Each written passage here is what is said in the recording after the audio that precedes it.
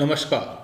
पिछली कक्षा में हमने पढ़ा था कि कौवा कहता है आम सत्यम कथितम त्वया वस्तुतः वनराजः भवितुम तु अहमेव योग्य।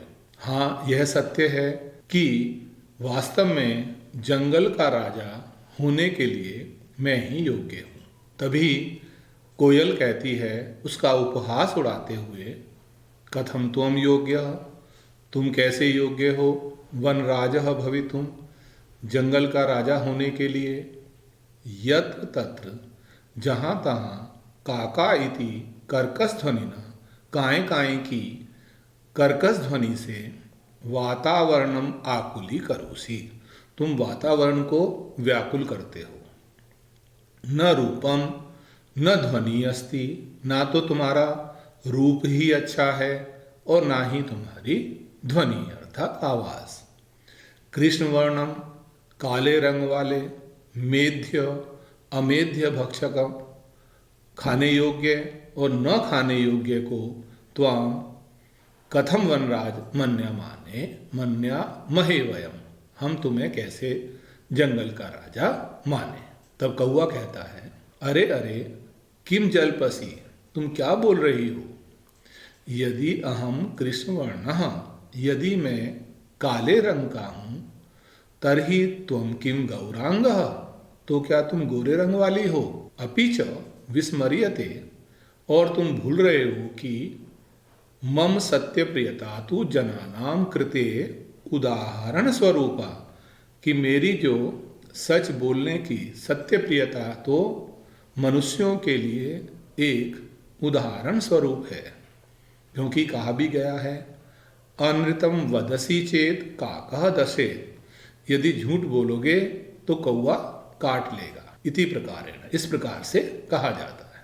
अस्माकं परिश्रमः ऐक्यम च विश्व प्रथितम, हमारी मेहनत और एकता तो विश्व प्रसिद्ध है। अपि च काकचेष्टः विद्यार्थी एव आदर्श छात्रः मन्यते, कि जिसकी कौवे की जैसी चेष्टा होती है ऐसा विद्यार्थी ही एक आदर्श विद्यार्थी माना जाता है। पिकः, कोयल बोलती है, अलम अलम अति विकथनेन, बस करो, ज़्यादा बोलने से, ज़्यादा बकवास करने की आवश्यकता नहीं है। किम विस्मर्यते यत्, क्या तुम भूल रहे हो कि काकः कृष्णः पिकः कृष्णः को भेदः पिक काकयो वसंत समये प्राप्ते काकः काकः पिका पिका। इसका सस्वर वाचन करते हैं। काकः कृष्णः पिकः कृष्णः को भेदः पिक काकयो वसंत समये प्राप्ते काकः काकः पिकः पिकः। कौवा काला होता है, पिकः च, और कोयल भी काली होती है। फिर इन दोनों में पिक काकयो कह भेद, कौवे और कोयल में फिर भेद क्या है। तो कहा जाता है कि वसंत समय प्राप्ते, जब वसंत का समय आता है तब कौवा दिखाई देने लगता है और कोयल कोयल।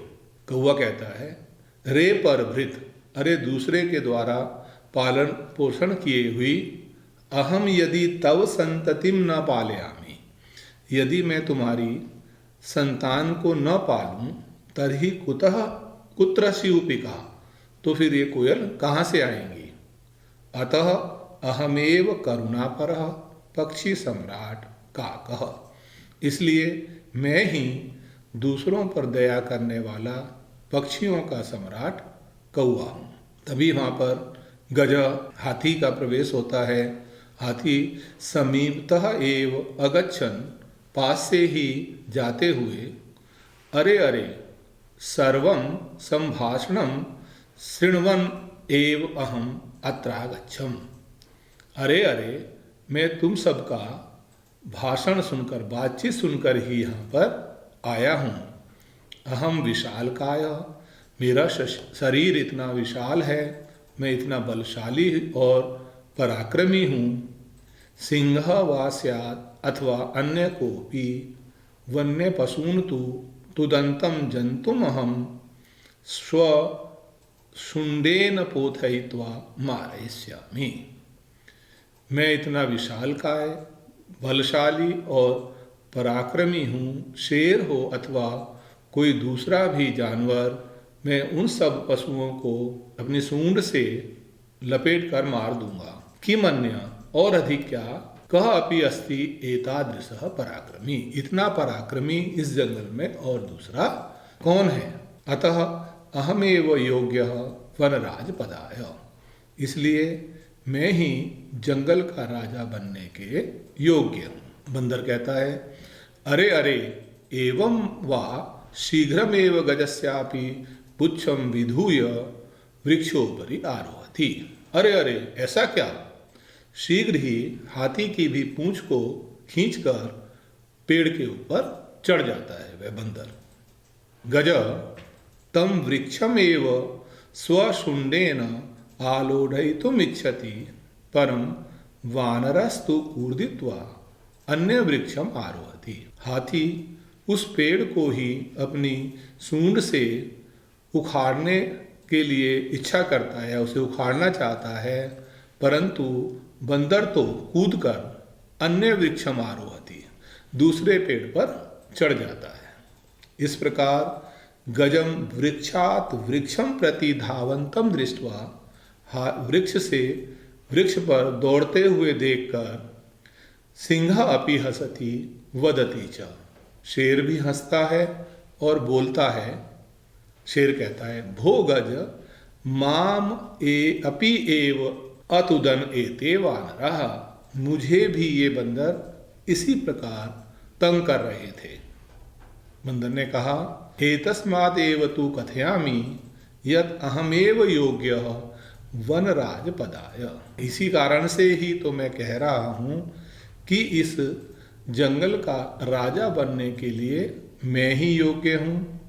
येन विशालकायम पराक्रमणम, जिसके द्वारा विशाल शरीर वाले और पराक्रमी और भयंकर शेर अथवा हाथी को भी पराजित करने में जो सक्षम है, अस्माकम जाति, हमारी जाति, वानर जाति जो है, कितना भी भयंकर कोई जानवर क्यों ना हो, उसको भी पराजित करने में सक्षम है।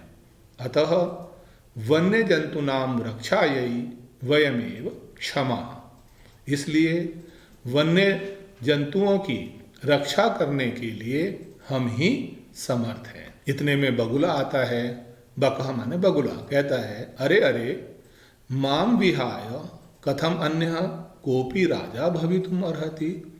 अरे अरे, मुझको छोड़कर कोई दूसरा कोई भी राजा कैसे हो सकता है। अहम तु शीतले जले बहुकाल पर्यंतम अविचलः ध्यानमग्नः स्थित प्रज्ञः एव स्थित्वा सर्वेषां रक्षायाः उपायान चिंतयिष्यामि। अरे, मुझको छोड़कर दूसरा कोई भी राजा कैसे हो सकता है। मैं तो ठंडे जल में बहुत समय तक बिना हिले डुले ध्यान मग्न किसी सन्यासी के समान खड़ा होकर, स्थिर होकर सबकी रक्षा के उपायों पर विचार करूँगा, सोचूंगा। योजनाम निर्मीय च स्वसभायाम विविध पदम अलंकुर्वाणहि, और योजनाओं का निर्माण करके, योजना बनाकर अपनी सभा में विविध प्रकार के पदों से सुशोभित करते हुए सारे जंतुओं को मिलकर रक्षोपायान क्रियान्वितान कारयिष्यामि। सारे जंतुओं को कोई विविध प्रकार के पदों से अलंकृत करते हुए इन रक्षा के उपायों को क्रियान्वित कराऊंगा।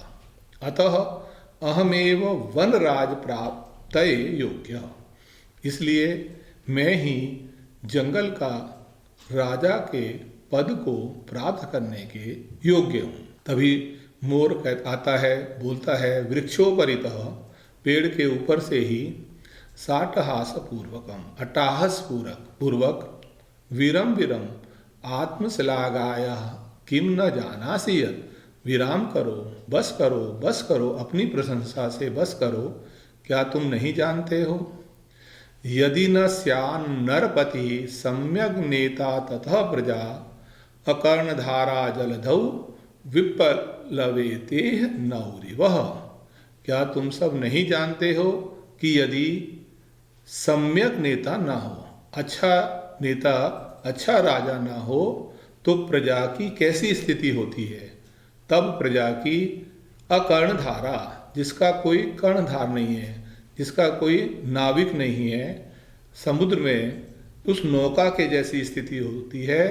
जिस नाव का नाविक वहाँ पर नहीं है तो अवश्य ही वो नौका डूब जाती है, डूब जाएगी। वैसे ही यदि किसी राज्य का अगर राजा अच्छा नहीं है, ठीक राजा नहीं है, तो उसकी प्रजा की स्थिति भी उस नौका के समान ही कर्णधार विहीन हो जाती है। को न जानाति तव ध्यानावस्था, तुम्हारी ध्यानावस्था को कौन नहीं जानता है?